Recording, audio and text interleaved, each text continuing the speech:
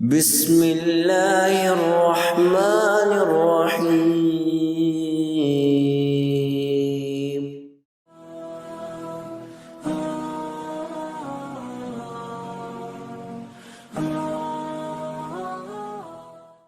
نحمده ونصلي على رسوله الكريم۔ اعوذ باللہ من الشیطان الرجیم۔ بسم اللہ الرحمن الرحیم۔ رب اشرح لي صدری ویسر لي امری واحلل عقدۃ من لسانی یفقہوا قولی۔ تمام تعریفیں اللہ رب العزت کے لیے ہیں کہ جس نے ہم انسانوں کی ہدایت کے لیے قرآن کریم جیسا عظیم کلام اور ہدایت نامہ نازل فرمایا۔ قرآن کریم کا بنیادی موضوع ہدایت ہی ہے۔ اللہ رب العزت نے اس کتاب میں ہمیں زندگی گزارنے کے طریقے اور آخرت کی تعمیر کے طریقے سکھا دیے ہیں۔ یہی وجہ ہے کہ ہمیں زندگی کے کسی بھی مسئلے میں، کسی بھی مشکل میں اگر رہنمائی لینا ہو تو ہم قرآن کریم سے مدد لے سکتے ہیں، اور اس کے بعد حضور اکرم صلی اللہ علیہ وسلم کی احادیث ہمارے پاس موجود ہیں، اور اس طرح ہماری شریعت ہمارے پاس موجود ہے کہ جو زندگی کی ہر مسئلے میں، ہر مشکل میں ہماری رہنمائی کرتی ہے۔ ابھی آج کل ہم سب جس وبا کے دور سے گزر رہے ہیں، ہم نے اس میں بہت سارے خیر کے پہلو بھی دیکھے، اور اس وبا کے حوالے سے ہم نے بہت سارے ایسے منفی رویے بھی اپنے ارد گرد دیکھے کہ جو ہماری دین کی تعلیمات سے متصادم ہیں، اور ظاہر ہے کہ ہمیں ایسے منفی رویوں کی نشاندہی کرتے رہنا چاہیے تاکہ ہمارے معاشرے میں کم از کم یا معاشرے کی میموری یا حافظے میں یہ بات رہے کہ یہ کام کرنا صحیح ہے اور یہ کام کرنا غلط ہے۔ تو اس وبا کے دور میں ہم نے جو بہت سارے منفی رویے اپنے ارد گرد دیکھے، ان میں سے ایک ذخیرہ اندوزی تھی۔ ذخیرہ اندوزی کے حوالے سے ہماری شریعت ہماری کیا رہنمائی کرتی ہے، ہم نے آج کے سیشن میں اس کے حوالے سے سیکھنا ہے۔ ہم نے نوٹ کیا، آپ نے بھی اس چیز کو دیکھا ہوگا کہ جیسے ہی مارکیٹ میں کسی بھی چیز کی ڈیمانڈ بڑھتی تھی،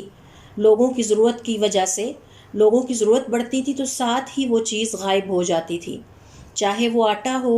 چاول ہو، چینی ہو، یا وہ ادویات ہوں، یا وہ ماسک ہوں، یا وہ ہینڈ سینیٹائزرز ہوں، یا وہ ڈیٹول ہو۔ تو اس حوالے سے جب ہم اپنی شریعت کا مطالعہ کرتے ہیں تو ہمیں پتہ چلتا ہے کہ اس طرح سے خاص طور پر جب لوگوں کو ضرورت ہو اور کسی چیز کو ذخیرہ کر لیا جائے اس نیت سے کہ ہم اس کو زیادہ منافع پر بعد میں بیچیں گے اور اس کے زیادہ دام وصول کریں گے، تو یہ ہماری شریعت میں حرام ہے، اور اللہ رب العزت نے اس کی بہت مذمت بیان فرمائی ہے۔ ذخیرہ اندوزی فی نفسی ہی کوئی بری چیز نہیں ہے، بعض حالات میں اس کی اجازت بھی ہے، اور اس کے لیے شرط یہ ہے کہ اس وقت کسی بھی پروڈکٹ کو ذخیرہ کیا جائے جب مارکیٹ میں اس کی ڈیمانڈ بہت زیادہ نہ ہو، اور جب اس کی قیمت بھی بہت زیادہ نہ ہو، اور جب اس کی ضرورت پڑنا شروع ہو جائے تو اسے فوراً مارکیٹ میں لایا جائے، اور مسلمانوں کو آپس میں ایک دوسرے کو ایکسپلائٹ کرنے کی کوئی اجازت نہیں ہے۔ لہٰذا طے یہ ہوا کہ اگر کوئی شخص اس وقت ذخیرہ اندوزی کرتا ہے کہ جب مارکیٹ میں لوگوں کو اس کی ضرورت بھی نہیں ہے اور اس کی کوئی قیمت میں بھی اضافہ نہیں ہو رہا، تو ایسا ذخیرہ اندوزی کرنا کوئی بری بات نہیں ہے۔ حضور اکرم صلی اللہ علیہ وسلم کے حوالے سے صحیح بخاری اور صحیح مسلم کی روایت ہے کہ آپ صلی اللہ علیہ وسلم اپنے گھر والوں کے لیے 1 سال کی خوراک ذخیرہ کر لیا کرتے تھے، اور ظاہر ہے کہ یہ آپ اس وقت نہیں کرتے تھے جب لوگوں کی ضرورت ہو اور مارکیٹ میں یا بازار میں چیز نہ مل رہی ہو۔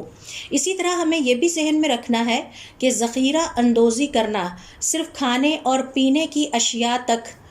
جو ہے وہ لمیٹڈ نہیں ہے، بلکہ ہر وہ چیز، ہر وہ پروڈکٹ، چاہے وہ خوراک ہے، چاہے وہ پینے سے ریلیٹڈ ہے یا پینا ہے، جس وقت لوگوں کو اس کی ضرورت زیادہ ہو اور اس کے بغیر ان کا گزارا نہ ہو رہا ہو، تو اس وقت میں کسی بھی چیز کو ذخیرہ اندوزی اس کی کرنا جو ہے وہ حرام ہے۔ یہ کنسٹرکشن مٹیریل بھی ہو سکتا ہے، کھانے پینے کی چیز بھی ہو سکتی ہے، سروسز بھی ہو سکتی ہیں۔ مثال کے طور پر ڈاکٹرز یہ دیکھتے ہیں کہ وبا کے دن ہیں اور لوگوں سے منہ مانگے دام لیتے ہیں، تو یہ بھی ایک حرام چیز ہے۔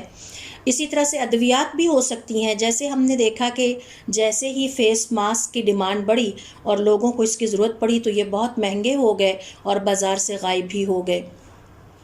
اسی طرح سے میں نے آپ سے ذکر کیا ہینڈ سینیٹائزرز کا ملنا مشکل ہو گیا، اسی طرح سے ڈیٹول کا ملنا مشکل ہو گیا۔ لہٰذا ہر وہ چیز جس کی ضرورت لوگوں کو اس وقت ہو، مسلمان بہن بھائیوں کو ہو، اور وہ اس کے حاجت مند ہو اور اس کے بغیر ان کا گزارا نہ ہو سکتا ہو،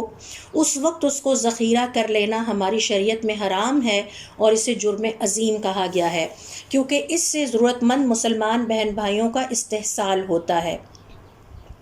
ان کو ایکسپلائٹ کیا جاتا ہے۔ ہمارا دین تو ہمیں ایثار کا سبق دیتا ہے کہ ایسے میں ہمیں اپنے رب کو راضی کرنے کے لیے اور آسانی اور سہولت دینی چاہیے، اور جو غریب ہوں، جو مستحق ہوں، جو افورڈ نہ کرتے ہوں، ان کو تو فری میں ہی دے دینا چاہیے۔ اس حوالے سے صحیح مسلم کی روایت ہے کہ حضور اکرم صلی اللہ علیہ وسلم فرماتے ہیں لا یحتکر الا خاطئ، کہ ذخیرہ اندوزی وہی کرتا ہے جو خطا کار ہوتا ہے، یعنی جسے اللہ رب العزت کی نافرمانی کی عادت پڑ چکی ہوتی ہے، اور جسے اللہ رب العزت کی نافرمانی کی عادت نہیں ہوتی وہ کبھی بھی ایسا ناجائز اور حرام کام نہیں کرتا۔ یاد رہے کہ اس وقت ذخیرہ اندوزی کرنا جب مسلمان بہن بھائیوں کو بازار میں اس چیز کی ضرورت بہت زیادہ تھی، اس نیت سے ذخیرہ اندوزی کرنا کہ ہم چند دن ٹھہر کے اور زیادہ قیمت اس کی منہ مانگے دام وصول کریں گے، اس سے کاروبار کرنے والوں کے کاروبار میں حرام مال شامل ہو جاتا ہے۔ اور اس کی مذمت کے حوالے سے دوسری دلیل دیکھیے، جس میں کہ ابن عمر رضی اللہ تعالیٰ عنہما فرماتے ہیں، اور یہ ابن ماجہ کی حدیث ہے، کہ حضور اکرم صلی اللہ علیہ وسلم نے ارشاد فرمایا جس کسی نے مسلمانوں پر کھانے پینے کی کوئی چیز ذخیرہ اندوزی کی، یعنی مسلمانوں کے منہ سے چھین لی اور اسے ذخیرہ کر لیا، ضربہ اللہ بالجزام والافلاس، اللہ تعالیٰ کی طرف سے ایسے شخص کو دنیا کی زندگی میں یہ سزا ملے گی کہ اللہ تعالیٰ اسے جزام اور فقر سے بھی اگلی سٹیج ہے افلاس، مفلس کر دیں گے، اسے جزام کی بیماری میں مبتلا کریں گے اور اسے مفلس کر دیں گے، اور یہ فقر کا اگلا درجہ ہے۔ کم سے کم یہ ہے کہ تنگی آئے، اور افلاس یہ ہے کہ بالکل ہی وہ جو ہے دوسروں کے رحم و کرم پر چلا جائے۔ تو یہاں دیکھیے اللہ رب العزت نے ذخیرہ اندوزی کرنے والے شخص کے بارے میں دنیا کی زندگی میں دو سزائیں سنائی ہیں۔ ایک تو یہ کہ اسے جزام کی بیماری میں مبتلا کیا جائے گا، اور دوسرا یہ کہ اسے مفلس کر دیا جائے گا۔ ذخیرہ اندوزی کر کے وہ تو یہ سمجھ رہا تھا کہ شاید وہ اس سے مال زیادہ کما لے گا، لیکن اللہ تعالیٰ اسے مفلس ہی کر دیں گے، کیونکہ اصل میں تو رزق اللہ رب العزت کے ہاتھ میں ہے۔ اگر اللہ رب العزت کی ذات ناراض ہو جائے تو اس کی ناراضگی کی وجہ سے ہم اپنے حصے کے سارے رزق سے محروم ہو سکتے ہیں۔ اب علماء کرام کا یہ کہنا ہے کہ ایسے شخص کے ساتھ یہ برا سلوک اس لیے کیا گیا کہ اس نے مارکیٹ سے وہ پروڈکٹ اٹھا لی اور ذخیرہ کر لیا اس نیت سے کہ اس کے مال میں اضافہ ہوگا، اور اس نے اپنے مسلمان بہن بھائیوں کا ناجائز استحصال کیا۔ اللہ رب العزت اس بدنیتی کی وجہ سے اسے مفلس ہی کر دیں گے، اور یہ شدید تنگ دستی کی ایک سٹیج ہے۔ اور پھر اسے یہ بھی سزا سنائی کہ اسے جزام بیماری میں مبتلا کر دیا جائے گا، اور جزام ایک ایسی بیماری ہے کہ جس میں مریض کے جسم کے اعضاء خراب ہو جاتے ہیں اور گرنے لگتے ہیں، ختم ہونے لگتے ہیں، اور ان سے گوشت جھڑنے لگتا ہے۔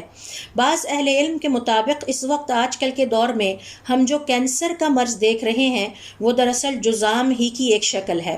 اب چونکہ اس شخص نے لوگوں کی ضرورت کو سامنے نہیں رکھا، اپنے رب کی رضا کو اپنے سامنے نہیں رکھا، بلکہ اپنے ہی مسلمان بہن بھائیوں کا ناجائز استحصال کر کے اپنی جیب بھرنے کی کوشش کی، اور لوگوں کو بیماری کے رحم و کرم پر، حالات کے رحم و کرم پر اور مشقت کے رحم و کرم پر چھوڑ دیا، لہٰذا اللہ تعالیٰ اسے بھی بیماری کے حوالے، مشقت کے حوالے اور حالات کے حوالے کر دیں گے۔ تو یہ وہ بدلہ ہے ذخیرہ اندوزی کرنے والے کا۔ تیسرے نمبر پر دیکھیے ذخیرہ اندوزی کی مذمت یہ بیان ہوئی ہے، اور یہ حدیث مسند امام احمد میں بیان ہوئی ہے کہ حضور اکرم صلی اللہ علیہ وسلم کا ارشاد ہے من احتکر طعاما 40 یوما برئ من اللہ وبرئ اللہ منہ، جس کسی نے بھی 40 دن تک کھانے کو ذخیرہ کیا، اللہ رب العزت اس سے بری ہے اور وہ اللہ سے بری ہے۔ ذرا تصور کیجئے کہ اس سے بڑا نقصان کیا ہو سکتا ہے، اس سے بڑا خسارہ کیا ہو سکتا ہے کہ اللہ رب العزت ہمارا کارساز نہ رہے، وہ ہماری پرواہ کرنا چھوڑ دے۔ اس کے بعد ہے اس کائنات میں کوئی ایسی ہستی، کوئی ایسی ذات جو ہمیں پال سکے اللہ تعالیٰ کے مقابلے میں؟ اور اگر اللہ تعالیٰ اپنا ہاتھ ہم سے کھینچ لے، اپنی رحمت سے ہمیں محروم کر دے، تو ہے کوئی اور ہستی جو ہمیں اللہ رب العزت جیسی رحمت عطا کر سکے؟ ہرگز نہیں۔ پھر اسی طرح سے ایک اور جگہ فرمایا کہ اللہ رب العزت ایسے لوگوں سے بری و ذمہ ہو جاتا ہے جہاں کہیں کوئی ایک شخص بھی بھوکا رہ جائے۔ تو میری اور آپ کی ذمہ داری بہت بڑی ہے۔ یہی وجہ ہے کہ اگر آپ کو یاد ہو تو ہم نے اویس قرنی رحمۃ اللہ علیہ کے بارے میں پڑھا تھا کہ وہ رات کے وقت جب کھانا کھاتے تو اپنے ساتھ کسی نہ کسی ضرورت مند کو کھانے میں ضرور شامل کرتے، اور جو بچ جاتا وہ محتاجین کو کھلا دیتے، اور رات کو یہ دعا کر کے سوتے کہ اللہ تعالیٰ جو کچھ میرے پاس تھا میں نے آپ کی رضا کی خاطر اپنے ساتھ محتاجوں کو کھلایا ہے، اگر پھر بھی اس بستی میں کوئی آج کی رات بھوکا سویا ہو تو مجھے اس پر نہ پکڑا جائے۔ چوتھی دلیل دیکھیے جو کہ ذخیرہ اندوزی کرنے والے کی مذمت میں بیان کی گئی ہے کہ حضرت عمر ابن الخطاب رضی اللہ تعالی عنہ اور ان کے بعد حضرت عثمان رضی اللہ تعالی عنہ نے بھی اپنی خلافت میں اس روایت کو برقرار رکھا کہ یہ دونوں بازاروں میں چل پھر کر لوگوں کو اعلان کر کے روکتے کہ کھانے اور پینے کی چیزوں کو خاص طور پر ذخیرہ نہ کیا جائے، اس لیے کہ کھانا اور پینا انسان کی بنیادی ضرورت ہے اور اسے زیادہ ضرورت رہتی ہے۔ مثال کے طور پر ہم صبح بھی خوراک لیتے ہیں، دوپہر کو بھی ہمیں خوراک چاہیے، رات کو پھر ہمیں خوراک چاہیے، جبکہ اس کے مقابلے میں لباس کی ضرورت ہمیں شاید دن میں ایک دفعہ پڑتی ہے۔ تو یہ انسان کی ایک بہت ہی بنیادی ضرورت ہے، اور یہی وجہ ہے کہ ہمارے دین میں کھانا کھلانے کو ایک بہت ہی بڑا ثواب والا کام سمجھا گیا ہے۔ اب اگر کوئی شخص کھانے پینے کی چیز کو ذخیرہ کر لیتا ہے تو یہ اس بات کی دلیل ہے کہ ایسا شخص بہت ہی بد اخلاق ہے، بہت ہی گرے ہوئے اور گھٹیا اخلاق کا مالک ہے، اور یہ اس بات کی بھی دلیل ہے کہ اس کا ایمان بہت کمزور ہے، کیونکہ اس نے اس بات کی پرواہ نہیں کی کہ اللہ رب العزت کے نزدیک مسلمانوں کی حاجت اور ضرورت کو ایکسپلائٹ کرتے ہوئے خوراک کو ذخیرہ کر لینا اللہ تعالیٰ کو کس قدر ناپسند ہے، اور اس سے اس کا مال حرام ہو جاتا ہے اور اللہ رب العزت کو ناراض کرنے کے مترادف ہے۔ پھر ہم یہ بھی جانتے ہیں کہ اگر اس طرح سے ذخیرہ اندوزی کر لی جائے اس وقت جب کہ ہمارے بہن بھائیوں کو اس کی ضرورت بھی بہت زیادہ ہو صرف اپنی جیب بھرنے کے لیے، تو اس کے نتیجے میں امت کے اندر اضطراب اور بے چینی پیدا ہوگی اور امن و امان خطرے میں پڑ جائے گا۔ حضور اکرم صلی اللہ علیہ وسلم اپنی ایک حدیث میں فرماتے ہیں اتقوا الشح، شح سے بچو یعنی تنگ دلی سے بچو۔ آپ صلی اللہ علیہ وسلم نے یہ نہیں فرمایا البخلا، بخیلی سے بچو۔ تو یہ دو مختلف لفظ ہیں، ایک بخیلی ہے اور ایک الشح یا تنگ دلی ہے۔ اب یہاں پر شح بخل سے مختلف ہوتا ہے۔ بخیلی یہ ہے کہ آپ وہ تمام حقوق روک لیں اور ان کو ادا نہ کریں جو اللہ رب العزت نے آپ کے ذمے لگائے ہیں۔ مثال کے طور پر مرد گھر کا سربراہ ہے اور وہ اس لیے سربراہ ہے کہ اس کے ذمے گھر والوں کے مالی حقوق ہیں۔ اب بخیلی یہ ہے کہ وہ گھر والوں کے مالی حقوق ادا نہ کرے یا برے طریقے سے ادا کرے، کبھی ادا کرے اور کبھی ادا نہ کرے۔ اسے اپنی ذمہ داریوں کی پہچان ہونی چاہیے۔ بخیلی یہ ہے کہ یہ مسلمان مرد اپنے گھر والوں کے حقوق ادا نہ کرے، اور شح تنگ دلی اس سے اگلا درجہ یہ ہے کہ ان تحبس ما اوجبہ اللہ لک وترید ان تأخذ ما فی ایدی الناس من الاموال۔ شح یا تنگ دلی والا جو انسان ہوتا ہے وہ اس سے بھی بدتر ہوتا ہے، بخیل سے بھی زیادہ بدتر۔ کیوں؟ بخیل تو صرف اتنی بخیلی کرتا ہے کہ جو حقوق اس کے ذمے تھے اس نے ادا نہیں کیے، اور تنگ دلی یا شح والا انسان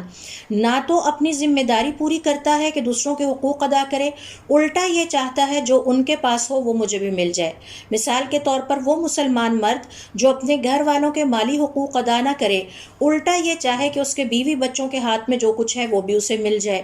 تو یہ بدتر بدترین انسان ہے اللہ رب العزت کی نظر میں اور ہماری شریعت کی نظر میں، اور یہ شح ہے۔ تو بخیلی یہ ہے کہ جو ہمارے ذمہ حقوق ہیں ہم وہ بھی نہ ادا کریں، اور شح یہ ہے کہ جو دوسرے کے پاس ہے وہ بھی ہمیں مل جائے۔ آپ نے ایسے بہت سارے لوگ اپنی زندگی میں دیکھے ہوں گے کہ جن کو اللہ رب العزت نے مال کی نعمت سے نوازا ہے، لیکن وہ اپنا مال نکال کر خرچ نہیں کرنا چاہتے، نہ وہ اپنے نفس پر خرچ کرتے ہیں، نہ وہ اپنے گھر والوں پر خرچ کرتے ہیں۔ یہ بخیلی ہے۔ الٹا ہر وقت وہ دوسروں کی طرف دیکھتے رہتے ہیں، بہن بھائیوں، عزیز رشتہ داروں کی طرف، کہ ان کے پاس جو کچھ ہے وہ بھی ہمیں مل جائے، جو ہمارے پاس ہے وہ بھی بچا رہے، اور جو کچھ ان کے پاس ہے وہ بھی ہمیں مل جائے۔ اور بدقسمتی سے آپ نے ایسے لوگ بھی دیکھے ہوں گے جو بخیلی کے اس درجے پر فائز ہوتے ہیں، اور یہ بد اخلاق ترین لوگ ہیں کہ جن کے پاس اپنی چیزیں ہوتی ہیں لیکن وہ انہیں استعمال نہیں کرتے، الٹا ہر وقت دوسروں سے مانگ مانگ کے ان کی چیزیں استعمال کرتے ہیں، یہ سوچ کے کہ ان کی چیز خراب ہو لیکن ہماری چیز خراب نہ ہو۔ تو یہ ساری دراصل بخیلی اور شح کی مختلف مثالیں ہیں جو میں نے آپ سے شیئر کی۔ حضور اکرم صلی اللہ علیہ وسلم فرماتے ہیں اتقوا الشح، شح سے بچو، فإن الشح أهلك من كان قبلكم، اس شح کی وجہ سے تم سے پہلے بڑے لوگ ہلاک ہوئے۔ اور وہ کیا کرتے تھے؟ اس شح اور بخیلی کی وجہ سے انہوں نے خون بہائے اور آپس میں ایک دوسرے کی عزتیں جو ہیں وہ اچھالیں۔ تو آپ یہ دیکھیے کہ جو بخیل انسان ہوتا ہے، جو اپنا مال نہ تو اپنے نفس پر خرچ کرنا چاہتا ہے، نہ اپنے گھر والوں پر خرچ کرنا چاہتا ہے، الٹا وہ دوسروں سے لے کر اپنی زندگی گزارنا چاہتا ہے اور اپنے مال کو جوڑتا رہتا ہے، اس کے نتیجے میں اس کی اپنے گھر والوں کے ساتھ تعلقات خراب ہوتے ہیں، اس کی اپنے گھر والوں کے ساتھ دشمنیاں بڑھنے لگتی ہیں، پھر یہ دشمنیاں بڑھتے بڑھتے قتل و غارت گری تک اور ایک دوسرے کو رسوا کرنے تک پہنچ جاتی ہیں، اور یہ انتہائی جسے کہتے ہیں حد درجے کی بد اخلاقی اور گری ہوئی اور گھٹیا حرکت ہے۔ مسلمان باعزت اور غیرت مند ہوتا ہے، وہ اپنی جیب سے نکال کر نہ صرف اپنے نفس پر خرچ کرتا ہے بلکہ دوسروں پر بھی خرچ کرتا ہے، اور وہ کسی سے لینے کی کبھی بھی طمع نہیں رکھتا۔ 5ویں نمبر پر دیکھیے ذخیرہ اندوزی کی مذمت ہماری شریعت نے کن الفاظ میں کی ہے۔ یہاں اس سے پہلے کہ میں آپ سے 5ویں دلیل شیئر کروں، ایک اور اہم نقطہ شیئر کرنا چاہوں گی، اور وہ یہ کہ ہمیں یہ تو پتہ چل گیا کہ ذخیرہ اندوزی اللہ رب العزت کی شریعت کی روح سے حرام ہے، اور اگر یہ ذخیرہ اندوزی خاص طور پر ان دنوں میں کی جائے جب کہ مارکیٹ میں وہ پروڈکٹ کم ہو رہی ہو اور اس کی قیمت بڑھ رہی ہو، تو یہ تو اور بھی ناپسندیدہ ہے۔ بعض اوقات ایسا ہوتا ہے کہ کسی مسلمان تاجر نے دیکھا کہ اس کی چیزیں یا سامان بچ گیا ہے تو وہ اسے ذخیرہ کر لیتا ہے کہ وہ اگلے سال بیچے گا، تاہم اس کی یہ قطعاً نیت نہیں تھی کہ وہ اس سے زیادہ منافع کمانے کے لیے ذخیرہ اندوزی کرے، بلکہ روٹین میں اس کے پاس سامان بچ گیا، اس نے اسے محفوظ کر لیا۔ اب اتفاق سے اگلے سال مارکیٹ میں جب وہ سامان لاتا ہے تو اس کی قیمت میں اضافہ ہو چکا ہوتا ہے اور اسے اچھا منافع مل جاتا ہے۔ تو علماء کرام کا یہ کہنا ہے کہ اس میں کوئی حرج نہیں ہے، کیونکہ اس کی نیت یہ نہیں تھی، یہ تو اللہ تعالیٰ کی طرف سے ہوا کہ اس کی چیز پڑی ہوئی تھی اور قیمت بڑھ گئی، ورنہ اس نے اس لیے ذخیرہ نہیں کی تھی کہ وہ اس سے اپنے مسلمان بہن بھائیوں کو ایکسپلائٹ کرے گا۔ حضور اکرم صلی اللہ علیہ وسلم کے زمانے میں مہنگائی ہو گئی تو بعض لوگوں کو بڑی پریشانی ہوئی، انہوں نے کہا کہ اللہ کے رسول ہمارے لیے قیمتیں مقرر کر دیں، یعنی آپ بتا دیجئے اب ہم اس کو کس قیمت پر بیچیں اپنے سامان کو۔ تو آپ صلی اللہ علیہ وسلم نے فرمایا ان اللہ هو المسعر، قیمتیں تو اللہ تعالیٰ کی طرف سے مقرر ہوتی ہیں، اور یہ زندگی کی ایک بہت بڑی حقیقت ہے جو حضور اکرم صلی اللہ علیہ وسلم ہمیں سکھا رہے ہیں۔ ہم یہ سمجھتے ہیں کہ یہ قیمتیں جو روٹین میں مقرر ہوتی ہیں یہ شاید کچھ لوگ کرتے ہیں، نہیں، سب کچھ اللہ تعالیٰ کے ہاتھ میں ہے۔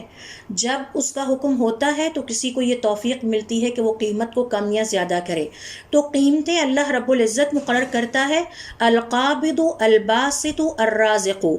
قابض کا مطلب ہوتا ہے جو سکیڑ دیتا ہے، سمیٹ لیتا ہے، الباسط جو پھیلا دیتا ہے، تو کبھی ہمارا رزق سکڑنے لگتا ہے، کبھی ہمارا رزق پھیلنے لگتا ہے، یہ اللہ رب العزت کی ذات کرتی ہے۔ الرازق وہی ہے جو رزق کو عطا کرتا ہے۔ پھر آپ نے فرمایا میں امید رکھتا ہوں کہ جب میں اللہ تعالیٰ سے ملوں گا تو تم میں سے کوئی مجھ سے یہ مطالبہ نہیں کرے گا کہ میں نے کسی کے ساتھ کوئی ظلم کیا ہے، نہ اس کے مال کے حوالے سے نہ اس کے خون کے حوالے سے۔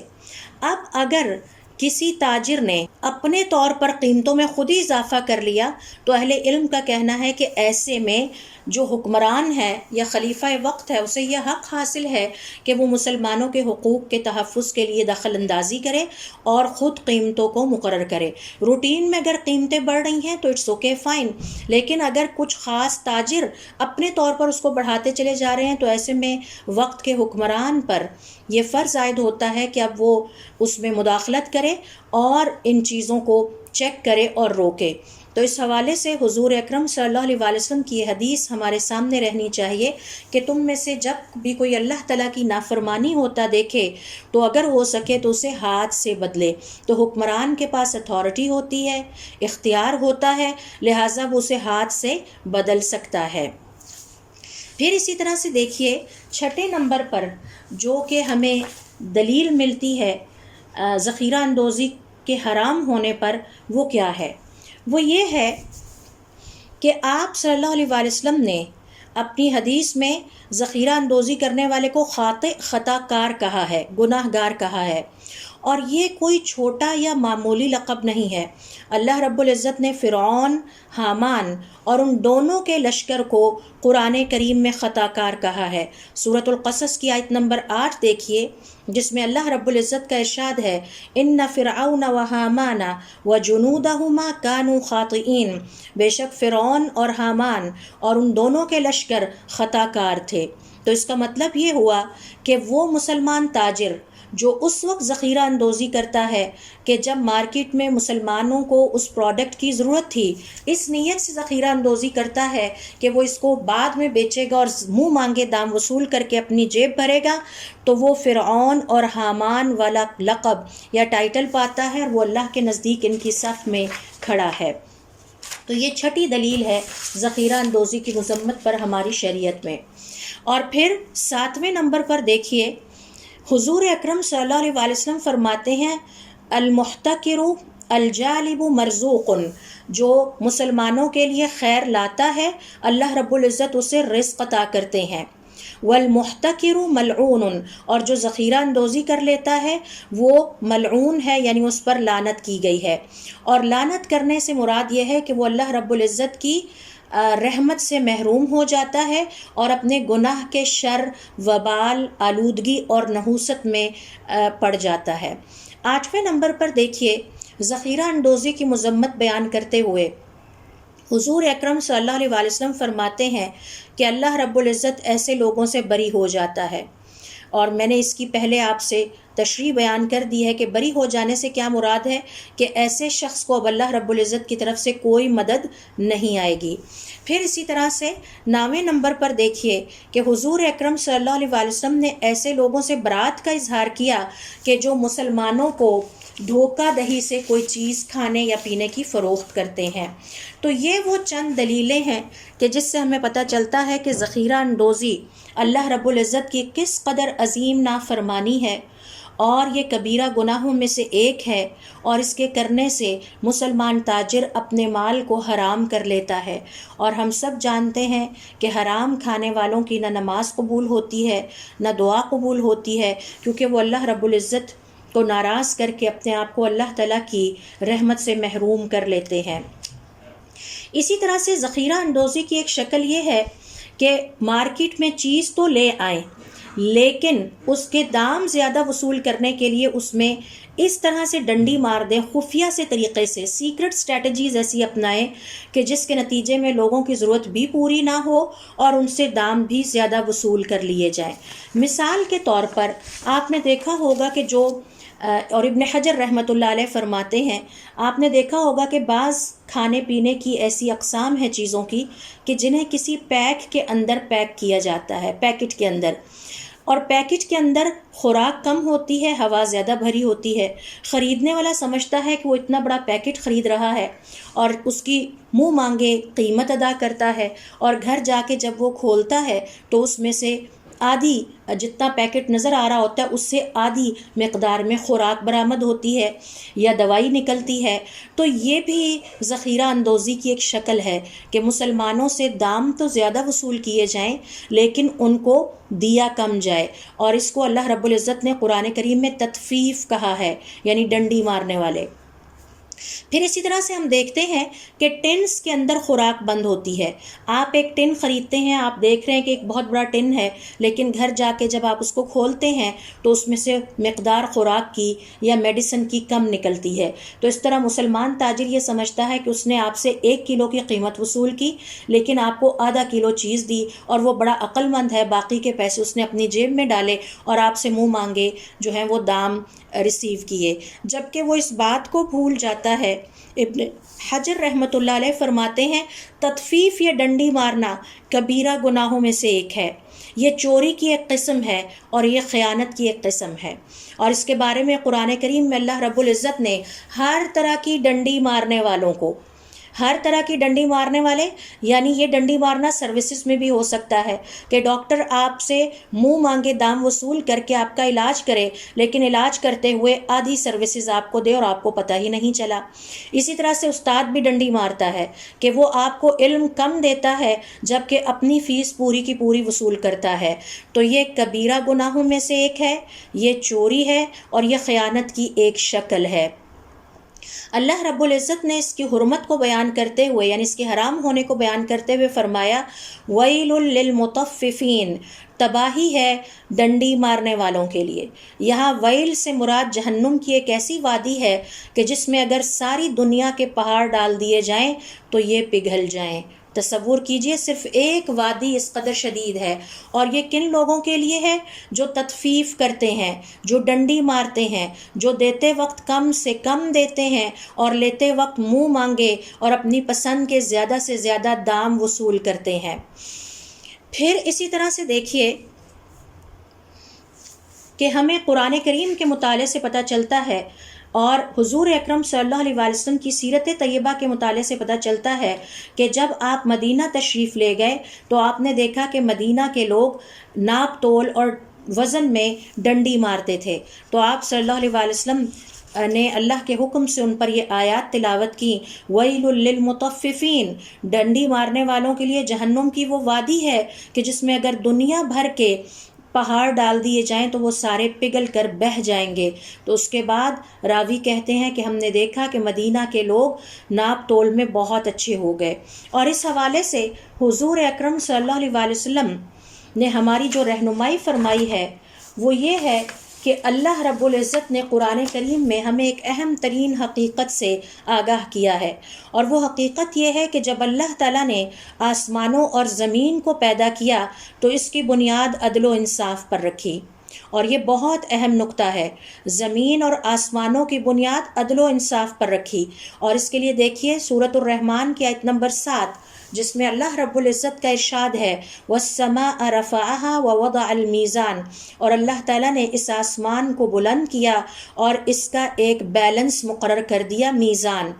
نوٹ کیجئے یہاں میزان کا ذکر آسمان کے بعد آیا ہے، زمین کے بعد آیا ہے. تو گویا اس میزان اور عدل و انصاف کا آسمانوں اور زمین کے نظام کے ساتھ گہرا تعلق ہے. ہمیں یہ پیغام دیا جا رہا ہے کہ اے مسلمانوں، جب تک تم عدل و انصاف سے کام لیتے رہو گے یہ زمین اور آسمان تمہارے لیے فائدہ مند رہیں گے. جس دن تم اس عدل و انصاف کے پیمانے کو خراب کرو گے زمین اور آسمان کا بیلنس خراب ہو جائے گا اور یہ تمہارے رہنے کے لیے کوئی اچھی جگہ نہیں رہے گی، کیونکہ اس میں خرابی اور بگاڑ اور فساد پھیل جائے گا. تو آسمان کے بعد میزان کا ذکر کیا، اور میزان ناپ تول کا ایک آلہ ہے، اور اس کا مطلب ہے کہ یہ زمین اور آسمان عدل پر قائم ہے. جیسے ہی کائنات میں عدل و انصاف کے پیمانوں میں خرابی پیدا ہوتی ہے، انسان آپس میں ایک دوسرے کے ساتھ انصاف نہیں کرتے، بخیلیوں پر اتر آتے ہیں، دیتے کم ہیں لیتے زیادہ ہیں، تو اس کے ساتھ ہی آسمان اور زمین کے نظام میں بھی خرابی پیدا ہونی شروع ہو جاتی ہے. اس سے بچنے کے لیے ہم کیا کریں؟ حضور اکرم صلی اللہ علیہ وسلم ارشاد فرماتے ہیں کہ جب تم وزن کرو یعنی دینے لگو تو تھوڑا زیادہ ڈال دو. لیتے وقت کم لو یا پورا پورا لو اور دیتے وقت تھوڑا زیادہ ڈال دیا کرو۔ اس کی وجہ یہ ہے نمبر 1 کہ ہمارا نفس اس بات پر راضی نہیں ہوتا۔ ہمارا نفس ہمیں یہ بخیلی سکھاتا ہے کہ ہم دیں کم لیں زیادہ، تو اس میں نفس کی مخالفت کا ثواب ہے۔ اور پھر زیادہ ڈال دینے کے نتیجے میں کیا ہے کہ آپ اس بات پر قدرت نہیں رکھتے کہ آپ کسی کو ناپ تول کر پورا پورا دیں، غلطی کے امکان موجود ہو سکتے ہیں، لہٰذا زیادہ ہی ڈال دیا کریں تاکہ آپ کی طرف سے حساب کتاب کلیئر رہیں۔ پھر اس کا تیسرا فائدہ یہ ہے کہ جب آپ مسلمان بہن بھائی کو دیں گے زیادہ اور اس سے قیمت کم وصول کریں گے تو اس کے نتیجے میں آپ اپنے مسلمان بہن بھائی کو خوش کرنے کا ثواب بھی پا سکتے ہیں۔ اب آپ یہ دیکھیے، اور اس کے نتیجے میں چوتھا فائدہ مسلمان کو یہ ہوتا ہے کہ اس کے نفس کے اندر سے تنگ دلی جیسی اخلاقی بیماری کا صفایا ہو جاتا ہے۔ مسلمان بہن بھائی کو خوش کرنا اس قدر عظیم ثواب ہے، تو جب ہم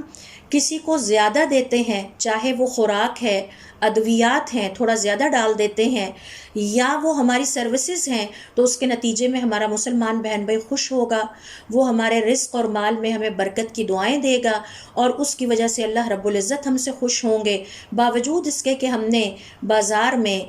مہنگے داموں اپنی چیز یا اپنی سروسز کو سیل نہیں کیا ہوگا، ہماری ان چیزوں میں اللہ رب العزت کی طرف سے برکت ہو جائے گی۔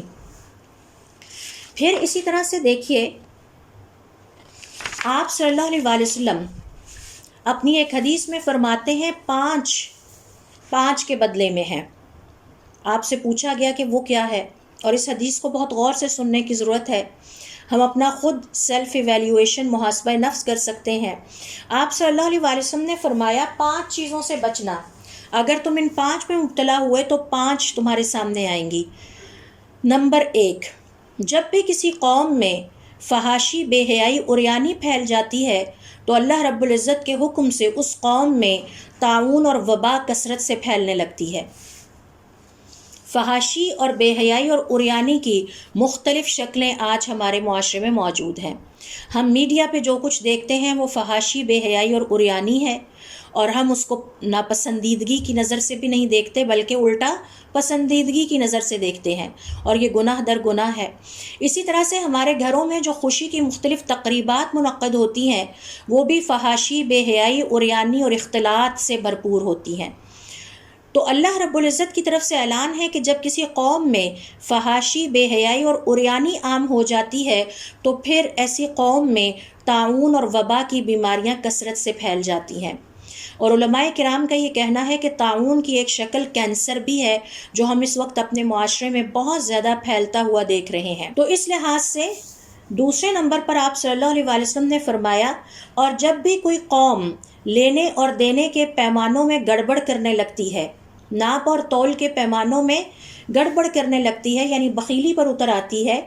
تو ایسی قوم کو قحط، ڈپریشن، بھوک، تنگ زندگی کی تنگیوں میں اور رزق کی تنگیوں میں اور ظالم حکمران ان پر مسلط کر دیے جاتے ہیں۔ تو جب ہم میں سے ہر کوئی یہ چاہے گا کہ وہ کم سے کم محنت کر کے اپنے مسلمان بہن بھائی کو دے، لیکن اس سے لے اچھا، چاہے وہ مسلمان تاجر ہے، چاہے وہ مسلمان ڈاکٹر ہے، چاہے وہ مسلمان استاد ہے، تو اس کے نتیجے میں اس کے لیے کیا بری خبر ہے کہ پھر ایسی قوم میں قحط عام ہو جاتا ہے، پوشیدہ ڈپریشن کی بیماریاں پھیلنے لگتی ہیں، قحط آنے لگتے ہیں، زندگی تنگ ہونے لگتی ہے، رزق میں سے برکت ختم ہو جاتی ہے اور رزق تنگ ہونے لگتا ہے، اور ظالم حکمران ان پر مسلط کر دیے جاتے ہیں۔ تیسرے نمبر پر آپ نے فرمایا کہ جب کوئی قوم اپنی زکوٰۃ روک لیتی ہے تو آسمان سے ان پر بارش روک لی جاتی ہے، یہاں تک کہ ایسی قوم کے حق میں اس قوم کے جانور اور دیگر مخلوقات بھی بد دعائیں کرنے لگتے ہیں کہ پتہ نہیں ان میں سے کون سے بدترین بنی آدم ہیں جن کی وجہ سے ہم اللہ رب العزت کی رحمت سے محروم ہو گئے ہیں۔ تو نوٹ کرنے کی بات یہ ہے کہ اللہ رب العزت کی اس عظیم نافرمانی کے نتیجے میں جہاں ایک طرف اللہ رب العزت کی ذات انسان سے ناراض ہوتی ہے، وہیں اللہ تعالیٰ کی مخلوقات بھی اس کے لیے بد دعائیں کرنے لگتی ہیں۔ چوتھے نمبر پر آپ نے فرمایا، جب بھی مسلمان اللہ تعالیٰ سے اور اس کے پیغمبر سے کیا گیا وفاداری کا وعدہ توڑتے ہیں تو اللہ رب العزت اس وقت ایسی قوم پر اس کے دشمن کو مسلط کر دیتے ہیں۔ تو آج آپ دیکھیے کہ ہماری زندگی میں اللہ رب العزت کی فرما برداریاں زیادہ ہیں یا نافرمانیاں زیادہ ہیں۔ پانچویں بات آپ نے فرمائی کہ جب تم اللہ رب العزت کی کتاب پر عمل کرنا چھوڑ دو گے تو اللہ تعالیٰ تمہیں آپس میں ایک دوسرے سے لڑا دے گا۔ آج صورتحال ہمارے گھروں میں یہ ہے کہ ہم فیملی ممبرز اکٹھے نہیں بیٹھ سکتے، رشتہ دار آپس میں اکٹھے بیٹھنا پسند نہیں کرتے۔ پھر آپ نے فرمایا فَالْكَيْلُ أَمَانَةٌ، ناپ امانت ہے، وَالْوَزْنُ أَمَانَةٌ، تولنا امانت ہے۔ اور اس حوالے سے سورۃ النساء کی آیت نمبر 58 دیکھیے، ان اللہ یأمرکم ان تؤدوا الامانات الی اہلھا، بے شک اللہ تعالیٰ تمہیں حکم دیتا ہے کہ تم امانتوں کو ان کے اہل افراد کے حوالے کر دو۔ ابن مسعود رضی اللہ تعالیٰ عنہ کہتے ہیں جب بعض لوگوں سے یہ کہا گیا ان الصلاۃ امانۃ، کہ نماز امانت ہے اور وضو امانت ہے اور ناپ تول امانت ہے، تو وہ بڑے حیران ہوئے کہ یہ کیسے ہو سکتا ہے، اور وہ واپس برا ابن عازب کے پاس آئے اور کہا کہ کیا آپ نے سنا ہے کہ ابن مسعود رضی اللہ تعالیٰ عنہ نے یہ بات فرمائی ہے، آپ اس کے بارے میں کیا کہتے ہیں کہ نماز امانت ہے، وضو امانت ہے اور ناپ تول امانت ہے؟ تو انہوں نے جواب دیا کہ کیا تم نے اللہ رب العزت کا یہ قول نہیں سنا، ان اللہ یأمرکم ان تؤدوا الامانات الی اہلھا، بے شک اللہ تعالیٰ تمہیں حکم دیتا ہے کہ تم امانتوں کو ان کے اہل افراد کے سپرد کر دو۔ ابن عباس رضی اللہ تعالیٰ عنہما کہتے ہیں کہ آپ صلی اللہ علیہ وسلم نے فرمایا جب کوئی قوم ناپ اور تول کے پیمانوں میں بخیلی کرتی ہے، اللہ رب العزت کی طرف سے ان کا رزق منقطع ہو جاتا ہے، کٹ ہی جاتا ہے۔ لہٰذا ہم مسلمانوں کو چاہیے کہ ہم ناپ اور تول کے حوالے سے بہت حساس رہیں۔ ہماری کوشش یہ ہونی چاہیے کہ ہم زیادہ دے دیں اور کم لیں تاکہ ہم اپنے رب کو خوش کر سکیں۔ اگر ہم اپنے رب کو خوش کر لیں گے تو وہ ہمارے تھوڑے مال میں اور تھوڑے منافع میں بھی برکت ڈال دے گا۔ پھر ہمیں یہ بھی ذہن میں رکھنا چاہیے کہ ڈنڈی مارنا، بخیلی کرنا، دوسروں کو ان کی سروسز پوری ادا نہ کرنا، ان کی خوراک پوری نہ دینا، ان کی ادویات پوری نہ دینا،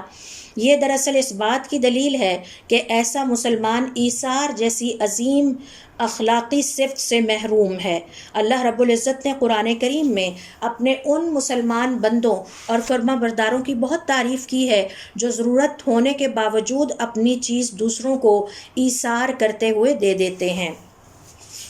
لہٰذا یہ ساری باتیں سامنے رکھتے ہوئے ہمیں ذہن میں رکھنا چاہیے کہ ہماری زندگی کا مقصد دنیا کی زندگی میں زیادہ پیسہ کمانا نہیں ہے، ہماری زندگی کا مقصد آخرت کی زندگی میں فلاح اور کامیابی کا حصول ہے، اور اس کامیابی کو ہم تبھی پا سکتے ہیں جب ہم اللہ رب العزت کے بتائے ہوئے طریقوں کے مطابق زندگی گزاریں گے۔ اور پھر ہمیں یہ بھی یاد رکھنا چاہیے یہ زندگی بہت بڑا امتحان ہے، اور ہمیں اس امتحان میں کامیابی اور سرخرو ہونے کے لیے اللہ رب العزت کی نازل کردہ شریعت کے مطابق یہ زندگی گزارنا ہوگی۔ اس سے پہلے کہ میں اپنی آج کے اس ڈسکشن کو ختم کروں، ایک اہم ترین سوال کا جواب میں آپ سے کلیئر کرنا چاہوں گی۔ جیسا کہ میں نے اس لیسن کے شروع میں، اور مجھے پتا ہے کہ آپ لوگ لیسن کے بعد یہ سوال ضرور کریں گے، اس لیسن کے شروع میں نے آپ سے کہا کہ حضور اکرم صلی اللہ علیہ وسلم 1 سال کی خوراک اپنے گھر والوں کے لیے ذخیرہ کر لیتے تھے، اور یہ جائز ذخیرہ اندوزی کی میں نے مثال دی تھی جو کہ اہل علم بھی دیتے ہیں کہ آپ صلی اللہ علیہ وسلم اپنے گھر والوں کے لیے 1 سال کی خوراک ذخیرہ اندوزی کرتے تھے، اور ظاہر ہے کہ یہ ذخیرہ اندوزی تب نہیں ہوتی تھی جب مارکیٹ میں مسلمانوں کو خوراک کی بہت ضرورت ہو، نہ ہی آپ اس نیت سے کرتے تھے کہ آپ اسے بیچ کر مہنگے داموں جو ہے وہ منافع کمائیں گے، بلکہ وہ اپنے گھر والوں کے لیے ذخیرہ کرتے تھے اور ایسی کوئی نیت نہیں تھی۔ تو کیا یہ حدیث اس حدیث سے کانٹرڈکٹ نہیں کرتی، تعارض نہیں رکھتی کہ جس میں آپ کے بارے میں فرمایا گیا کہ آپ کل کے لیے کچھ بھی بچا کر نہیں رکھتے تھے؟ تو آئیے دیکھیے کہ اس کے بارے میں اہل علم مزید ہماری کیا رہنمائی کرتے ہیں۔ امام مبارک پوری اپنی کتاب تحفۃ الاحوذی میں فرماتے ہیں کہ کہ جب ہم یہ پڑھتے ہیں کہ آپ صلی اللہ علیہ وسلم کل کے لیے کچھ بھی بچا کر نہیں رکھتے تھے، تو اس سے ہمیں پتہ چلتا ہے کہ آپ کا اپنے رب کے اوپر یقین کتنا زیادہ تھا۔ یہی وجہ ہے کہ آپ نے کبھی بھی اپنے لیے کچھ نہیں بچایا، بلکہ آپ کا یہ فعل اپنے گھر والوں کے لیے تھا، کیونکہ گھر والوں کے مالی حقوق ادا کرنا، ان کی خوراک کا انتظام کرنا، ان کی رہائش کا انتظام کرنا، یہ مسلمان مرد کی فرائض میں شامل ہے۔ تو جب ہم یہ کہتے ہیں کہ آپ صلی اللہ علیہ وسلم اپنے گھر والوں کے لیے 1 سال کی خوراک ذخیرہ کرتے تھے، تو وہ اس لیے کرتے تھے کہ آپ اپنی ذمہ داری کو پورا کرنا چاہتے تھے اپنے گھر والوں کے حوالے سے، ورنہ یہ کیسے ہو سکتا ہے کہ آپ اپنی شریعت میں مسلمان مردوں کو یہ سکھائیں کہ وہ گھر والوں کے حقوق ادا کریں اور آپ خود حقوق ادا نہ کریں۔ علامہ ابن دقیق العید دوسرے نمبر پر یہ قول آپ سے شیئر کر رہی ہوں، فرماتے ہیں کہ اس حدیث کا یہ مطلب ہو سکتا ہے کہ آپ نے اپنے لیے کبھی کچھ نہیں جوڑا، اور جب ہم یہ کہتے ہیں کہ آپ اپنے گھر والوں کے لیے 1 سال کی گندم یا غلہ ذخیرہ کرتے تھے، تو آپ اپنے لیے نہیں بلکہ اپنے گھر والوں کے لیے ذخیرہ کرتے تھے، اور اس کا مطلب یہ ہے کہ آپ جائز ذخیرہ اندوزی والی شکل اختیار کرتے تھے۔ آپ کے اس ذخیرہ اندوزی کے پیچھے اپنے فرائض کی ادائیگی کی نیت ہوتی تھی، نہ کہ دوسروں کو ایکسپلائٹ کرنے یا ان سے زیادہ پیسہ وصول کرنے کی نیت ہو۔ تیسرا قول ابن حجر رحمۃ اللہ علیہ کا فتح الباری میں آتا ہے، وہ کہتے ہیں کہ یہ دراصل جو عام زندگی کی روٹین ہوتی ہے اس کو بیان کرنا ہے، کیونکہ آپ جو کچھ اپنے گھر والوں کے لیے 1 سال کے لیے ذخیرہ کرتے تھے وہ آپ کی اترنے والی فصل تھی جو کہ سال کے سال اترتی تھی۔ یہ کبھی خوراک گندم کی شکل میں ہوتی تھی یا پھر کھجور کی شکل میں ہوتی تھی، اور اگر ایسا ہوتا کہ آپ کی اجرت یا آپ کی آمدن 2 سال کے بعد ہوتی تو یقیناً آپ 2 سال کے لیے اپنے گھر والوں کی ضروریت یعنی ان کی خوراک ذخیرہ کرتے، اور آپ اپنے لیے تو نہیں کرتے تھے، آپ اپنی فرائض کی ادائیگی کے لیے، کیونکہ آپ کے گھر والے آپ کے فرائض میں شامل تھے۔ قسطلانی ارشاد الساری میں کہتے ہیں وَيَحْبِسُ لِأَهْلِهِ، اور اپنے گھر والوں کے لیے وہ بچت کر لیتے تھے یا بچا کے رکھ لیتے تھے یا ذخیرہ کر لیتے تھے، یہ دراصل ان کے 1 سال کی خوراک ہوتی تھی۔ اور جب کوئی مسلمان مرد اپنے گھر والوں کے حقوق کی حفاظت کرتا ہے اور اپنی ذمہ داری پوری کرتا ہے تو اس سے گھر والے اس سے خوش ہوتے ہیں، اور یہ ہمیں ہماری شریعت میں سکھایا گیا ہے کہ مسلمان مرد کی یہ ذمہ داری ہے کہ وہ اپنے گھر والوں کے تمام مالی ضروریات کو پورا کرے، اور وہ اس لیے ذخیرہ نہیں کرتے تھے کہ وہ اپنے لیے کر رہے ہیں یا پھر یہ کہ وہ اس کو مہنگے داموں بیچنے کے لیے کر رہے ہیں۔ چوتھے نمبر پر یہ قول آتا ہے کہ یہ ذخیرہ اندوزی کرنا اپنے گھر والوں کے لیے 1 سال کے لیے آپ ان کی ضروریات کے مطابق کرتے تھے۔ آپ صلی اللہ علیہ وسلم نے آسائشوں کے لیے ذخیرہ اندوزی نہیں کی کہ آپ نے اپنی زندگی میں ان کے لیے سونا جوڑا ہو یا ان کے لیے چاندی جوڑی ہو، بلکہ آپ ان کے لیے خوراک کا انتظام کرتے تھے، کیونکہ اگر بدن کے اندر خوراک نہیں جائے گی تو عبادت بھی نہیں ہو سکتی اور زندگی کا کاروبار بھی نہیں چل سکتا۔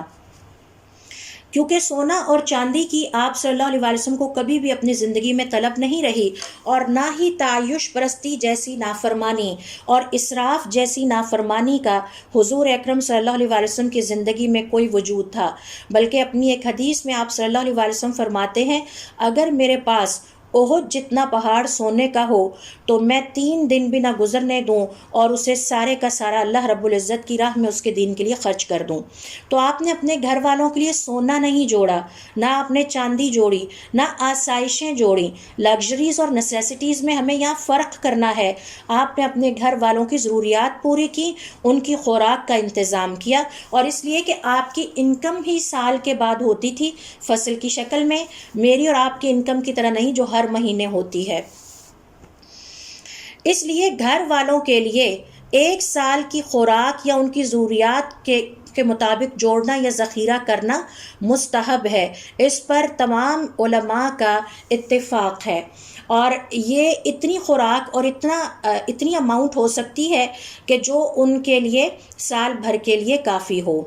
اور اس حوالے سے آپ دیکھیے قرآن کریم میں جب اللہ رب العزت سے سوال کیا گیا وَيَسْأَلُونَكَ مَاذَا يُنْفِقُونَ، اے محمد صلی اللہ علیہ وسلم یہ آپ سے سوال کرتے ہیں کہ کیا خرچ کریں، ان سے کہو جو تمہاری ضرورت سے بچ جائے، تو اپنی ضروریات کا تعین کر لیں، پھر جو ضرورت سے زیادہ ہو اسے اللہ رب العزت کی راہ میں خرچ کر دیں۔ ابن عباس رضی اللہ تعالیٰ عنہ کہتے ہیں اس سے مراد یہ ہے کہ جو تمہارے گھر والوں کی ضرورت پوری کرنے کے بعد بچ جائے، تو مسلمان مرد کی پہلی ذمہ داری یہ ہے وہ گھر والوں کی ضرورت پوری کرے، اور اس کے بعد گھر والوں کی ضرورت پوری کرنے کے بعد جو اس کے پاس بچ جائے اس میں سے اللہ رب العزت کے راستے میں خرچ کر دے۔ یہی وجہ ہے کہ جب ہند بنت عتبہ نامی خاتون حضور اکرم صلی اللہ علیہ وسلم کے پاس آئیں اور اپنے شوہر کی بخیلی کی شکایت کرنے لگیں کہ وہ ہماری جائز ضروریات بھی پوری نہیں کرتے، اے اللہ کے رسول مجھے وہ اتنا بھی نہیں دیتے جو میری اور میرے بچوں کی جائز ضرورت ہی پوری کر دے، تو کیا میں اس کے مال میں سے اسے بتائے بغیر کچھ لے سکتی ہوں؟ تو آپ نے فرمایا خذی ما یکفیکی وولدکی بالمعروفی، تم اس کے مال میں سے اپنے لیے اور اپنے بچوں کے لیے معروف طریقے سے اتنا لے سکتی ہو جو تمہارے لیے کافی ہو۔ اب حضور اکرم صلی اللہ علیہ وسلم اگلا قول یہ ہے کہ جب اپنے گھر والوں کے لیے 1 سال کی خوراک ذخیرہ کرتے تھے غلے کی شکل میں، گندم یا کھجور کی شکل میں، تو آپ صلی اللہ علیہ وسلم کا انحصار یا اعتماد اس ذخیرے پر نہیں ہوتا تھا۔ یہی وجہ ہے کہ آپ اللہ تعالیٰ سے یہ دعا کرتے رہتے، اے اللہ تعالیٰ آل محمد کے گھر والوں کی روزی میں برکت عطا فرما اور اسے ان کے لیے کافی کر دے۔ یہاں کافی سے مراد کیا ہے؟ امام نووی رحمۃ اللہ علیہ فرماتے ہیں کافی سے مراد یہ ہے کہ وہ خوراک یا وہ مقدار خوراک کی جس کے نتیجے میں ان کی ضرورت پوری ہو جائے اور وہ کسی کے سامنے ہاتھ پھیلا کر مانگنے کی رسوائی سے بچ جائیں، اور وہ مقدار خوراک کی جو ان کی ضرورت کو پوری کر دے اور پھر انہیں اللہ رب العزت کی عظیم نافرمانیوں جیسے اسراف اور تعیش پرستی میں نہ ڈالے، تو نہ ان کی ضرورت سے زیادہ ہو اور نہ ان کی ضرورت سے کم ہو، کیونکہ جب ضرورت سے زیادہ مال ہوتا ہے تو انسان اس مال میں اللہ رب العزت کی نافرمانیاں شروع کر دیتا ہے، تعیش پرستی میں پڑنے لگتا ہے، اور مسلمان عیش پرست نہیں ہوتا، اور جب مال اس کی ضرورت سے زیادہ ہوتا ہے تو وہ اسراف میں پڑنے لگتا ہے، تو یہ اللہ تعالیٰ کی نافرمانیاں ہیں، اور ضرورت سے کم بھی نہ ہو کہ جس کے نتیجے میں اسے دوسروں کے سامنے ہاتھ پھیلانے کی رسوائی سے گزرنا پڑے۔ تو آپ صلی اللہ علیہ وسلم کا توکل اپنی اس خوراک کے ذخیرے پر نہیں تھا بلکہ اللہ تعالیٰ پر تھا، یہی وجہ ہے کہ آپ اللہ تعالیٰ سے اس کے باوجود دعا کرتے رہتے۔ ابن حجر اپنی کتاب فتح میں فرماتے ہیں، الفتح میں، باوجود اس کے کہ آپ صلی اللہ علیہ وسلم اپنے گھر والوں کے لیے 1 سال کی خوراک ذخیرہ کرتے تھے، اس کے باوجود سال سے پہلے وہ ختم ہو جاتی۔ آپ کی سیرت کے مطالعے سے ہمیں پتہ چلتا ہے کہ آپ کے پاس کوئی آ جاتا تو آپ اسے خالی سائل کو نہیں لوٹاتے تھے۔ یہی وجہ ہے کہ جب آپ صلی اللہ علیہ وسلم کا انتقال ہوا تو آپ کی چادر مبارک کسی کے پاس گروی کے طور پر پڑی ہوئی تھی، کیونکہ آپ نے اپنی چادر رکھوا کے اپنے گھر والوں کے لیے گندم وہاں سے اٹھوائی تھی۔ تو اس طرح پھر آپ صلی اللہ علیہ وسلم کے پاس وفود آیا کرتے تھے اسلام سیکھنے کے لیے، اور وہ رہا بھی کرتے تھے، تو ظاہر ہے آپ نے ان کو بھی کھلانا پلانا ہوتا تھا۔ کئی ایسے واقعات پتہ چلتے ہیں کہ آپ کے پاس مہمان آتے تو آپ گھر والوں سے پوچھتے کچھ ہے تو گھر والے بتاتے کچھ بھی نہیں ہے، تو اس کے بعد آپ اپنے صحابہ کرام سے کہتے کہ آپ لوگوں میں سے کوئی ہے جو میرے مہمانوں کی آج رات مہمان نوازی کر دے۔ تو باوجود اس کے کہ آپ صلی اللہ علیہ وسلم وہ ضرورت کے مطابق خوراک ذخیرہ کرتے تھے، لیکن پھر بھی ایسے حالات آ جاتے کہ آپ کے گھر میں کچھ بھی نہ ہوتا۔ اما عائشہ رضی اللہ تعالیٰ عنہ فرماتی ہیں کہ ہمارے گھر میں 3 چاند گزر جاتے لیکن چولہا نہ جلتا۔ تو آپ سے سوال کیا گیا کہ پھر آپ کیسے گزارا کرتے تھے؟ تو اما عائشہ فرماتی ہیں کہ ہم 2 ہی چیزوں پر گزارا کرتے، پانی پی لیتے اور کھجوریں کھا لیتے۔ پھر اسی طرح سے دیکھیے حضور اکرم صلی اللہ علیہ وسلم کی یہ جو حدیث ہے، عمر ابن الخطاب رضی اللہ تعالیٰ عنہ اس کو روایت کرتے ہیں کہ آپ صلی اللہ علیہ وسلم اپنے سال کے سال جب فصل اترتی تو اس میں سے اپنے گھر والوں کے لیے 1 سال کا غلہ یا خوراک ذخیرہ کر لیا کرتے تھے۔ آپ اس کو بچت بھی کہہ سکتے ہیں۔ اور پرانے زمانوں میں آپ میں سے جس کسی کو اپنی نانیوں کا دادیوں کا گھر یاد ہو، جیسا کہ میں بھی اپنے بچپن میں دیکھتی تھی کہ ان کا جو ذریعہ انکم تھا یا آمدن کا جو ذریعہ تھا وہ ان کی فصل ہوتی تھی۔ سال کے بعد وہ فصل اترتی تھی، اس میں سے کچھ فصل یا گندم گھر میں رکھ لی جاتی تھی ذاتی استعمال کے غرض سے، اور کچھ بازار میں فروخت ہونے کے لیے بھیج دی جاتی تھی۔ اب وہ جو گھر میں گندم رکھی جاتی تھی وہی ان کی کرنسی بھی ہوتی تھی۔ چاول جو گھر میں رکھے جاتے تھے وہی تحفے تحائف لینے دینے کے بھی کام آتے تھے۔ بیٹی آئی تو جاتے ہوئے 5 کلو چاول اس کو باندھ دیے، 10 کلو گندم اس کو باندھ دی، دیسی گھی گھر میں ہوتا تھا اکٹھا کیا ہوا وہ تحفے میں دے دیا۔ تو پرانے زمانے میں یہ بارٹر ٹریڈ کا اسی طرح سے کانسیپٹ تھا کہ گندم جا کے دکان پر دیتے تھے اور اس گندم کے بدلے میں ان کو ان کی ضرورت کی چیز جیسے بیسن مل جاتا تھا یا مسالوں کی چیزیں مل جاتی تھی، اور یہ ان کو جو ہے موقع سال کے بعد ہی میسر آتا۔ تو مجھے اچھی طرح سے یاد ہے، میں دیکھا کرتی تھی جب ہم چھوٹے تھے کہ سال کی اگرچہ گندم رکھی جاتی تھی لیکن وہ 8 سے 10 مہینوں میں ختم ہو جاتی تھی، اور آخری 2 مہینے یا تو ادھار پہ گزارا ہوتا تھا یا بہت کھینچ کھانچ کے اپنے آپ کو ضروریات تک محدود رکھ کے انتظار کیا جاتا تھا کہ فصل آئے گی تو بچوں کی فیسیں ادا ہوں گی، بچوں کے کپڑے بنیں گے، گھر والوں کے بنیں گے، گھر کی کوئی مرمت ہونی ہو، کوئی برتن خریدنا ہو، یعنی ہر چیز کا انحصار اس پہ ہوتا تھا۔ آج لائف سٹائل مختلف ہو چکا ہے۔ آج میں اور آپ زیادہ تر جو لوگ ہیں وہ ماہانہ آمدن پہ گزارا کرتے ہیں، اور آپ دیکھیں کہ آج ہم تعیش پرستی والی زندگی گزارتے ہیں۔ ہماری زندگیوں میں تو کوئی سادگی نہیں ہے، اور مزے کی بات ہے ہمیں اس تعیش پرستی پہ کوئی پریشانی بھی نہیں ہوتی کہ یہ اللہ تعالیٰ کی نافرمانی ہے۔ تو ہمارے گھروں میں بھی حالات یہ ہیں کہ 20ویں تاریخ کو تنخواہ ختم ہو جاتی ہے، اور جو آخری 10 دن ہوتے ہیں ہم انتہائی سادگی کے ساتھ کھینچ کھانچ کے کم کھا کے وقت گزارنے کی کوشش کرتے ہیں۔ کوئی کپڑا بھی بنانا ہو، گھر کی چیز بنانی ہو تو پینڈنگ پہ ڈال دیتے ہیں کہ جب ہمیں فرسٹ کو سیلری ملے گی، پے ملے گی تو ہم یہ سارے کام کریں گے۔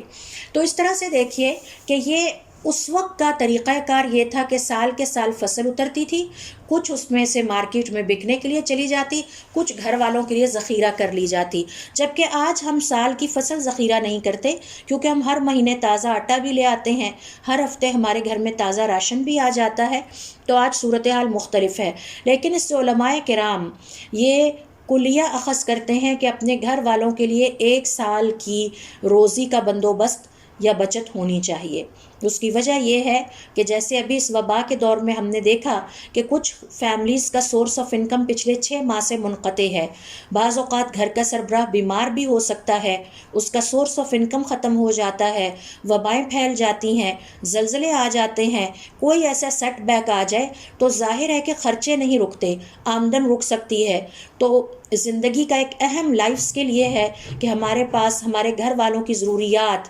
آسائشیں نہیں، ضروریات پوری کرنے کے لیے کم از کم 1 سال کا غلہ یا 1 سال کا خرچ پڑا ہونا چاہیے۔ اور پھر اہل علم کا یہ کہنا ہے کہ ہمارا یہ خرچ یا غلہ رکھنا توکل کے منافی نہیں ہے، بلکہ توکل کے اسباب اختیار کرنے ہی کی تو مترادف ہے۔ اور توکل کا یہ قطعاً مطلب نہیں کہ ہم اپنی ضروریات پوری کرنے کے لیے دوسروں کے سامنے ہاتھ پھیلاتے رہیں۔ لہٰذا ہونا یہ چاہیے کہ ہم اپنا عزت اور وقار کے ساتھ زندگی گزاریں، اور اللہ رب العزت کو وہ انسان بہت پسند ہے جو خود محنت کرتا ہے، کسی کے سامنے ہاتھ نہیں پھیلاتا، دوسرے کے مال پر نظر نہیں رکھتا، نہ صرف اپنی ضروریات اپنی کمائی سے پوری کرتا ہے بلکہ اپنے گھر والوں پر بھی خرچ کرتا ہے، اپنے بوڑھے والدین پر بھی خرچ کرتا ہے، اپنے عزیز رشتہ داروں پر بھی خرچ کرنے کے قابل ہوتا ہے۔ تو اس پینڈیمک میں نے ایسی فیملیز بھی دیکھیں کہ ان بدترین حالات میں جب ان کا سورس آف انکم ختم ہو گیا، اس کے باوجود نہ صرف انہوں نے اپنے گھر چلائے بلکہ اپنے ساتھ کچھ نیڈی لوگوں کو بھی فیڈ کرتے رہے۔ یقیناً ایسے لوگوں کا ثواب اللہ رب العزت کے ہاں اور مرتبہ اور عزت زیادہ ہے، کیونکہ دینے والا ہاتھ لینے والے سے بہتر ہے۔ لینے والا نہ تو انسانوں کی نظر میں عزت پاتا ہے، نہ ہی اللہ رب العزت کی نظر میں وہ کوئی قابل عزت ٹھہرتا ہے۔ تو یہ توکل کے بھی منافی نہیں ہے، بلکہ یہ توکل ہی کے زمرے میں آتا ہے کہ آپ نے اس کے اسباب اختیار کیے، اور پھر اللہ تعالیٰ سے دعا کریں کہ اللہ تعالیٰ ہمیں کبھی بھی کسی کے سامنے ہاتھ پھیلانے کی جو ہے وہ ہماری روزی کو کافی کر دے، اور ایسی نوبت نہ آئے کہ ہمیں کسی کے سامنے اپنی ضروریات کے لیے ہاتھ پھیلانے پڑیں۔ اسی طرح اس حوالے سے علماء کرام یہ کہتے ہیں کہ بعض اوقات یہ دیکھا گیا ہے کہ غلہ مارکیٹ میں آیا یا کھانے پینے کی چیز مارکیٹ میں آئی اور وہ جو بکنی تھی بک گئی لیکن پھر بھی بچ گئی. اب اس بچی ہوئی کو ذخیرہ کر لینا اس نیت سے کہ پھر اگلے سال بیچ لیں گے یا 2 مہینے بعد پھر مارکیٹ میں ڈال دیں گے، یہ ذخیرہ اندوزی کرنا بھی جائز ہے، کیونکہ اس میں کسی کو ایکسپلائٹ کرنے کی نیت نہیں ہے. اللہ تعالیٰ کی طرف سے ہوا کہ آدھا غلہ بک گیا، آدھی پروڈکٹ بک گئی اور آدھی بچ گئی. اور اس حوالے سے امام ابن دقیق العید کہتے ہیں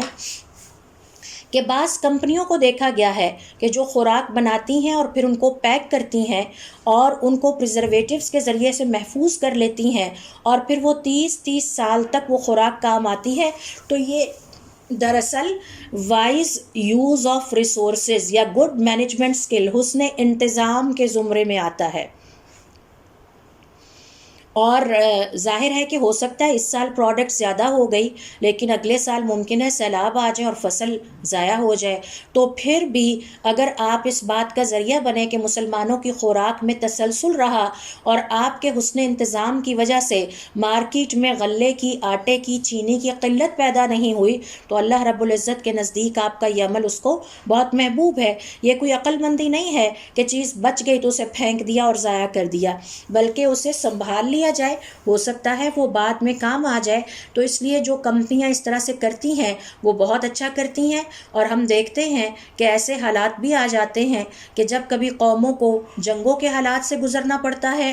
یا قحط کے حالات سے یا وبا کے، ان کی پروڈکشن رک جاتی ہے لیکن کنزمپشن چلتی رہتی ہے، یعنی خرچے ان کو چاہیے، تو ایسے میں ان کی قوم کے کام وہ خوراک آ جاتی ہے جو انہوں نے اچھے وقتوں میں بچائی تھی اور محفوظ کر لی تھی.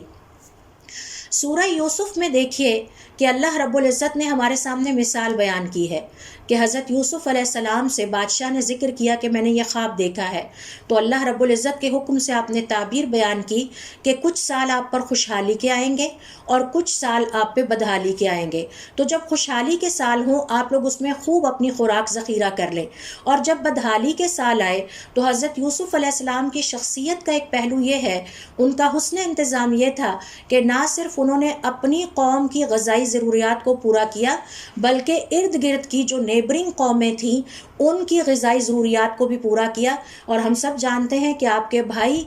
شہرت سن کر وہاں پہنچے تھے کہ وہاں ایک ایسا بادشاہ ہے جو سب کو خوراک دیتا ہے، لہٰذا ہمیں وہاں سے خوراک مل سکتی ہے. تو یہ دراصل ہمارے جو ریسورسز ہیں ان کو اچھے طریقے سے مینیج کرنے کے زمرے میں آتا ہے. یہاں میں مزید آپ کے علم میں اضافے کے لیے صرف یہ کہ ہمیں اس ذخیرے پر توکل نہیں کرنا چاہیے، توکل اللہ پہ کرنا چاہیے اور اللہ تعالیٰ سے دعا کرنی چاہیے کہ اللہ تعالیٰ یہ جو ہم نے سیونگ کی ہے، یہ جو ہم نے بچایا ہے، چاہے پیسہ ہے یا خوراک ہے، ہم اس میں برکت عطا فرما اور ہماری روزی کو ہمارے لیے کافی کر دے. کافی سے مراد یہ ہے کہ ہمیں اپنی ضروریات کے لیے کسی کے آگے ہاتھ نہ پھیلانے پڑے، نہ یہ ہماری ضرورت سے اتنی زیادہ ہو کہ ہمیں آپ کی نافرمانیوں میں، عیش پرستی اور اسراف میں مبتلا کرے. تو یہاں میں آپ سے ایک کوسچن شیئر کرنا چاہتی ہوں کہ ایک خاتون نے سوال کیا علماء کرام سے کہ میرا شوہر مجھے ماہانہ بنیاد پر کچھ پیسے دیتا ہے، میں اس سے گھر کے خرچے کرتی ہوں اور کچھ اماؤنٹ میرے پاس بچ بھی جاتی ہے، تو کیا وہ اماؤنٹ میں ایک طرف کر دیتی ہوں، یعنی بچا لیتی ہوں کہ چلیں فیوچر میں کوئی مسائل آ سکتے ہیں، گھر میں بیماری آ جائے گی، بچوں کی پڑھائیاں ہیں، شادیاں ہیں، تو کیا یہ توکل کے منافی ہے؟ اس کا جواب انہوں نے یہ دیا کہ اس میں کوئی حرج نہیں ہے، بشرط یہ کہ اس میں سے آپ اللہ تعالیٰ کے حقوق ادا کر رہی ہوں. یعنی آپ نے اللہ کی راہ میں خرچ کیا، زکوٰۃ ادا کی، حج پہ بھی خرچ کیا، غریبوں پر بھی خرچ کیا، یہ سارے اللہ تعالیٰ کے حقوق اور اس کی مخلوق کے حقوق ادا کرنے کے بعد، یعنی بچوں کی ضروریات پوری کرنے میں کنجوسی یا بخیلی نہ کی جائے.